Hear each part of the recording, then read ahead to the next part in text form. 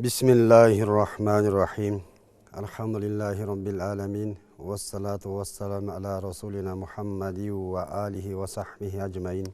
Аллах Таалаға чексіз мақтаулар болсын, пайғамбарымыз саллаллаху алейхи вассаламға саламдар жана салаваттар болсын. Аллах Таалаға чексіз мақтауларды пайғамбарымыз саллаллаху алейхи вассаламға салаваттар айтсақ та аздық қылады.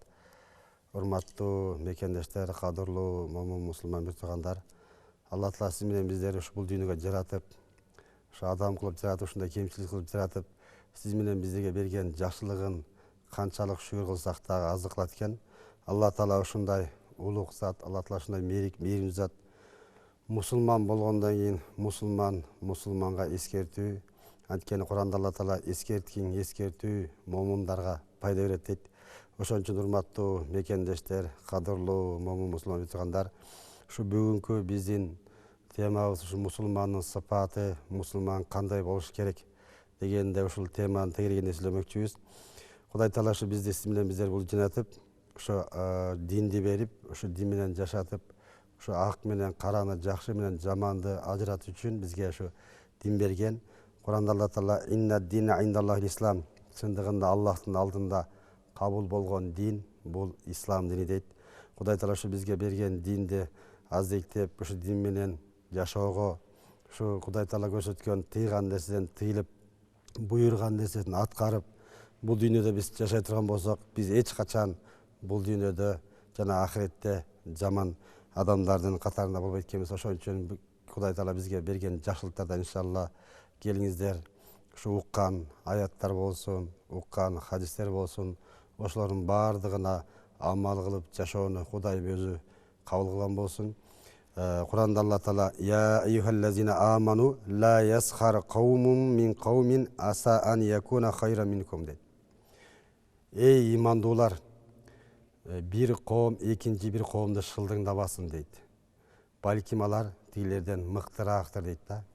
Ошон үчүн Кудай Таала бизге кандай ушу жашоо берип жатканда, кандай мүмкүнчүлүк берип жатканда, мусулманга бир тууган дейт. Бири-бирибизди урматтап, бири-бирибизди сыйлап, улуулар кичүүлөрдү сыйлап, пайгамбар саллаллаху алейхи вассалам хадисинде келет, улууларды урматтабаган, кичилерди ызаттабаган менден эмес деген. Ошон үчүн келиңиздер, баарыбыз Кудай Таала бизге берген жашоодо бири-бирибизди сыйлап, бири-бирибизди урматтап, бири-бирибизди шылдыңдабай, бири-бирибизге жаман айтпай, бири-бирибизге акырет келтирбей, жакшы ушу жашоодо татыктуу, ушу пайгамбар саллаллаху алейхи вассалам айткандай, Куранда хадистерде айткандай жашоого баарыбызга насип кылсын. Куранда Алла Таала ушу дагы бир аятта иннамал муъминина ихва дейт. Чындыгында имандуулар бир тууган дейт. Келиңиздер, бул жашоодо бизге Кудай Таала берген жашоодо ушу бири-бирибизди ынтымактуу, бир туугандай болуп жашап, бир денеде болуп жашашты Кудай Таала өзү насип кылсын. Себеби бул жашоодо бир тууган кандай бир тууганына күйө турган болсо, бир тууган кандай бир тууганына ушундай мейирим төгө турган болсо, баардык мусулмандар бизде ошондой бир туугандардай болуп, бири-бирибизге күйүп, бири-бирибизге жардам берип, бири-бирибизге дуа кылып, бири-бирибизге жакшылык тилеп жашоо бул биздин ар биздин милдетибиз. Анткени мусулман кандай болуш керек дегенде ал-исламу хуснул хулк дейт. Мусулмандын кулук мүнөзү ушундай жакшы болуш керек да. Эч качан бирөөгө жаман айтпастан, бирөөгө кат айтпастан, бирөөгүн жүрөгүн оорутпастан, Кудай Таала берген ушундай мүмкүнчүлүктөн пайдаланып, жакшы мамиле кылып, жакшы кылып, бири-бирибизди урматтап сыйлоону баарыбызга насип кылсын. Жана ошондой эле пайгамбарыбыз саллаллаху алейхи вассалам хадистеринин дагы биринде келген ушул мусулмандын сыпаттары боюнча ла дарара ва ла дирара дейт. Бирөөгө жамандык кылууга жана жамандыкка жамандык менен жооп берүүгө болбойт дейт. Пайгамбар саллаллаху алейхи вассалам хадисинде Аби Саид радиаллаху анхудан риваят кылган хадис экен. Биз эми эч качан бирөөгө жаманчылык кылбашыбыз керек. Жана бирөө жаманчылык кылып койсо, ага жаманчылыкка жаманчылык менен кайт жооп берүү бул шариятыбызда болбогон нерсе. Ошон үчүн урматтуу мекендештер, кадырлуу момун мусулман туугандар, келиңиздер, бул дүйнөдө биз Кудай Таала ушундай бизге мүмкүнчүлүк бергенде, ушундай пенде болгондон кийин жашоодо ар кандай нерсе болот экен, бирде ушундай жаман ойлонуп коюшубуз мүмкүн экен, бирде ушундай жаман нерсени көрүп коюшубуз мүмкүн, бирде жаман жака басып коюшубуз мүмкүн, бирде ушундай жаман нерсени ушундай кылып коюшубуз мүмкүн. Кудай Таала ушундай бизге зор мүмкіншіліктен пайдаланып бізге ушундай 5 нерсени парыз кылган. Ошолордун бириси ушу Кудайга ишенүү, экинчиси ушу 5 убак намаз окуу, орозо кармоо, зекет берүү, анан ошондой эле ажыга баруу дейт. Биз ушундай 5 убак намаз окуш менен биздин ошо кетирген күнөөлөрүбүз, майда күнөөлөрдүн баары намаздан намазга чейин кечирилип турат экен да. Бизге бул Кудай Тааланын берген бизге жакшылыгы. Мисалы, бир жыл орозо кармай турган болсок, ошо орозодон орозого чейин кетирген күнөөбүздү Кудай Таала кечирип турат экен. Ошондой эле ажыга барганда ушу энеден туулгандай таза кылып күнөөлөрүбүздү кечирет экен да. Ошондуктан урматтуу мекендештер, кадырлуу момун мусулман өтүгандар, Кудай Таала бизге ушундай мээримин төгүп, ушундай жакшылык кылып, бизди ушу күнөөбүздү арылсын деп ушундай бизге намаз, орозо, ажылыкты бергенден ушул мүмкүнчүлүктөрдөн пайдаланып, намаз окуп, орозо кармап, бири-бирибизди урматтап, сыйлап, эч качан бири-бирибизге жаманчылык кылбайлы. Себеби пайгамбарыбыз саллаллаху алейхи вассаламдын дагы бир хадисинде Анас мин Малик радияллаху анхудан риваят кылган хадисте пайгамбарыбыз саллаллаху алейхи вассалам айтышат: لا تباغضوا ولا تحاسدوا ولا تدابروا وكونوا عباد الله إخوانا ولا يحل للمسلم أن يهجر أخاه فوق 3 أيام. Пайгамбар саллаллаху алейхи айтат: о имандуулар, бири-бириңерди жек көрбөгүлө дейт. Жана ошондой бири-бириңерге ичи тардык кылбагыла. Жана ошондой бири-бириңерге жүз үйрүп аркаңарды салбагыла. О имандуулар, баарыңар бир тууган болгула. Мусулмандын мусулманга 3 күндөн ашык таарынуусу бул эмне дурус эмес дейт. Ошон үчүн мекендештер, эч качан биз бири-бирибизди жек көрбөйлү, бири-бирибизге арты жүз үйрүп, бири-бирибизге ич тардык кылбайлы, жана бири-бирибизге эч качан жүз үйрүп арка салбайлы. Себеби деген пайгамбар саллаллаху алейхи дагы бир хадисинде لا يؤمن أحدكم حتى يحب لأخيه ما يحب لنفسه дейт. Бириңерде өзүңөргө каалаган нерсени башка мусулман бир тууганга ыраа көрмөйүнчө чыныгы имандуу боло албайсыңар дейт. Ошондуктан урматтуу мекендештер, келиңиздер, баардыгы ушу Кудай Таала берген жакшылыкта ушундай бири-бирибизди урматтап, бири-бирибизди сыйлап, бири-бирибизге эч качан ичи тардык кылбай, бири-бирибизге эч качан көрө албастык кылбай, бири-бирибиздин эч качан бутубузду тортуп ага аркабызды салбай, бул жашоодо, Кудай Таала берген жашоодо бири-бирибизди урматтап, сыйлап, жакшылык ар дайым биз баарыбызга дуа кылып, кыйналып аткан мусулман болсо, ага колдон келишинче жакшылык кылып, эгер ага акчалай жактан жардам бере албасак дагы руханий жактан жардам берип, ага руханий жактан жардам бере албасак дагы ага эч качан жаман иштерди кылбастан, ага көрө албастык кылбастан, анын бутунан чалып, жолун торобостон ага эч качан жамандык кылбайлы. Себеби пайгамбар саллаллаху алейхи вассалам дагы бир хадисинде келет: эгер сен бирөөгө эгер жакшы сөзүңдү айта албасаң, жакшы нерсени кыла албасаң, унчукпа дейт да. Унчукпаганда бул эмне экен? Мусулман үчүн эч пайдалуу экен. Ошон үчүн урматтуу мекендештер, келиңиздер, дагы пайгамбар саллаллаху алейхи вассалам дагы бир хадисинде келет: адамдарга мээрими жокко Аллах дагы ага мээримин төкпөйт дейт. Ошон үчүн баарыбыз мусулмандар, эгер бир мусулман ооруп жаткан болсо, ага дуа кылалы.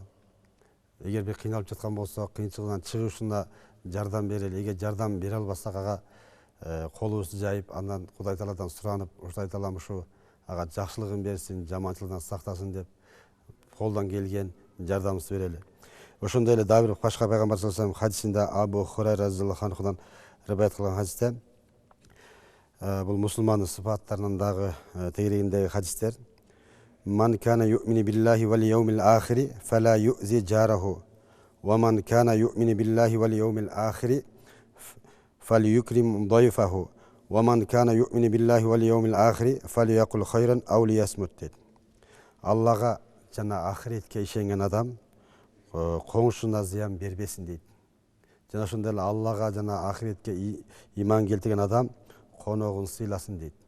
Жана ошондой эле Аллага жана ахиретке ишенген адам сүйлөсө жакшы сөз сүйлөсүн, же унчукпасын дейт да. Жана алдыда айтып өткөндөй, биз ар дайым кошунабызды сыйлап, себеби эмне үчүн кошунабызды сыйлайбыз? Биз себеби канча Кудай Таала өмүр бере турган болсо, канча Кудай Таала жашоо бере турган болсо, ошо кошунабыз менен ошо коолуу коңшош болуп жашайт экенбиз. Ошол үчүн эч качан кошуналар менен жаман мамиледе болуп, кошуналарды ушактап, кошуналар менен мамилени бузуп жашоо бул туура эмес.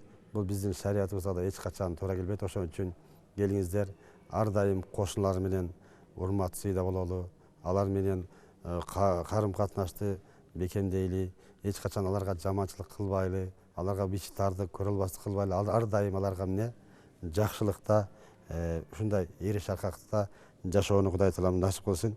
Экинчиси ушундай коногун сыйласын дейт Кудай Таала бизге. Ушундай канчалык Кудай Таала насип кылып коноктор келген болсо, коногун сыйлап, анан жакшы сөз сүйлөй турган болсо, жакшы сөз сүйлөсүн. Эгер жакшы сөз сүйлөй албаса, унчукпасын деп атат. Себеби Пайгамбар саллаллаху алейхи ва саллям келет, эгер бир адам бир жакшылыкка себеп кылып боло турган болсо, ошону кылганчалык соопка ие болот дейт да.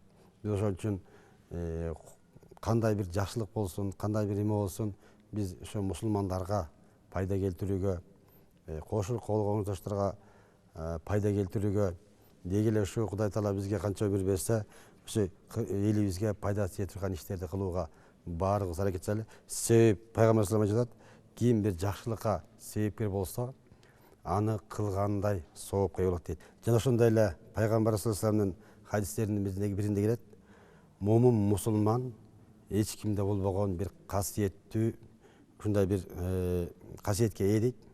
Ал бир гана момун мусулмандарда бар, башкаларда жок дейт да.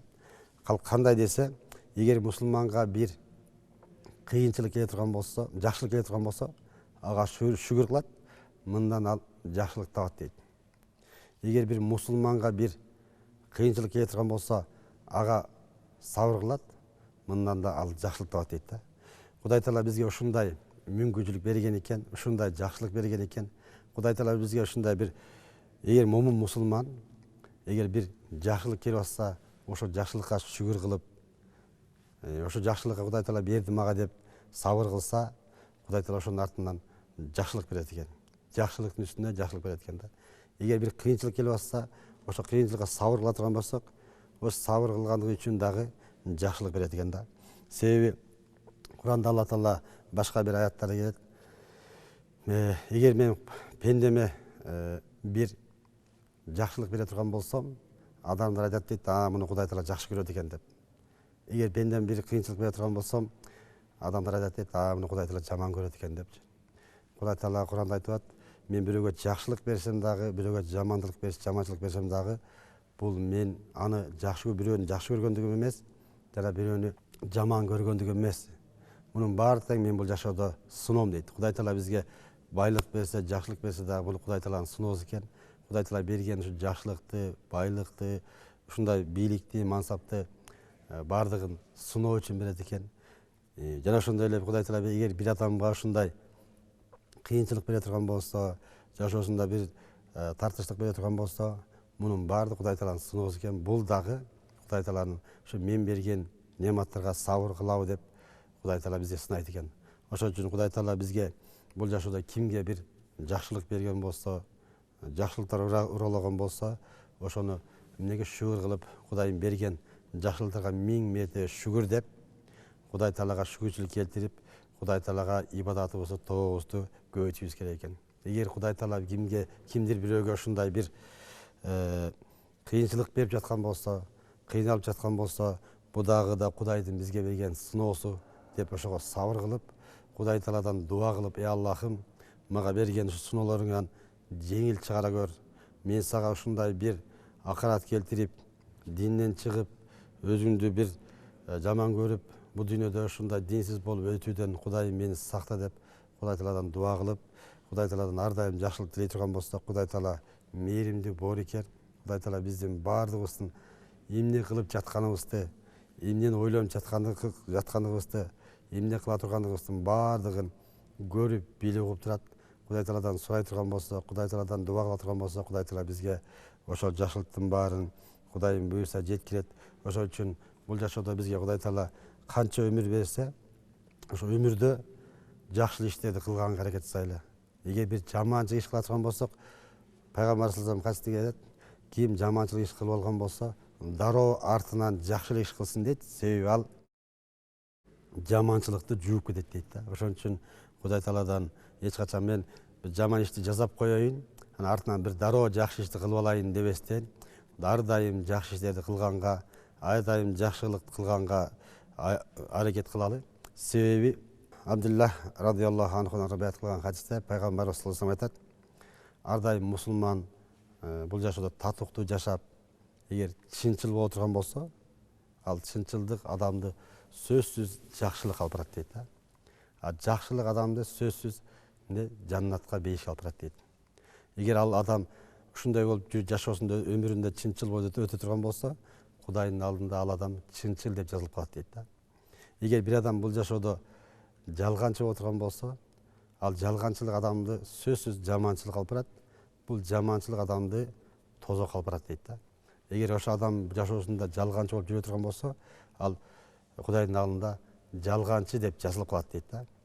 Ошол сыяктуу пайгамбар саллаллаху алейхи вассаламдагы доорунда сахабалар менен отурган кезде бир майытты көтөрүп кетип атканда сахабалар: "О, бул адам аябай жакшы адам болчу, бул адам сонун адам болчу" деп күбөлүк бергенде пайгамбар саллаллаху алейхи вассалам ага важабат, важип болду деп айткан да.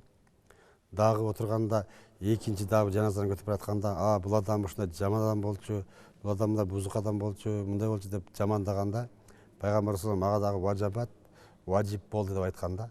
Анан сахабалар сурашкан: "Ey Алланын элчиси, сиз биринчи жаназага дагы важип болду деп айттыңыз, экинчи жаназага дагы важип болду деп айттыңыз. Эмне важип болду?" дегенде, "Жана силер мактаган майытты Кудай Таалага бейиш важип кылды" дейт.